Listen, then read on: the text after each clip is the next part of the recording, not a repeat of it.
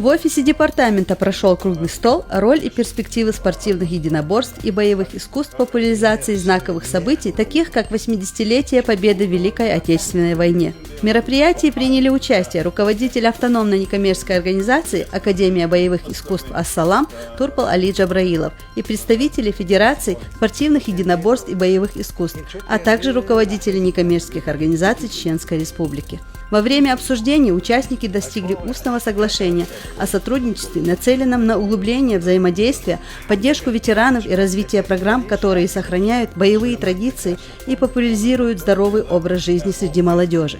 Всем присутствующим были даны рекомендации по внедрению новых методов деятельности общественных спортивных организаций и укреплению взаимодействия в рамках единой концепции духовно-нравственного воспитания и развития подрастающего поколения Чеченской Республики. Заместитель директора департамента Исмаил Эльмирзаев подчеркнул важность данного сотрудничества как для ветеранов, так и для будущего поколения.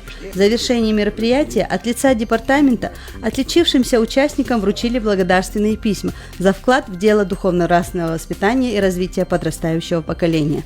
В свою очередь, генеральный директор автономной некоммерческой организации «Мы вместе. Чеченская Республика» Моусар Ибрагимов вручил награду директору департамента за труд во благо общества.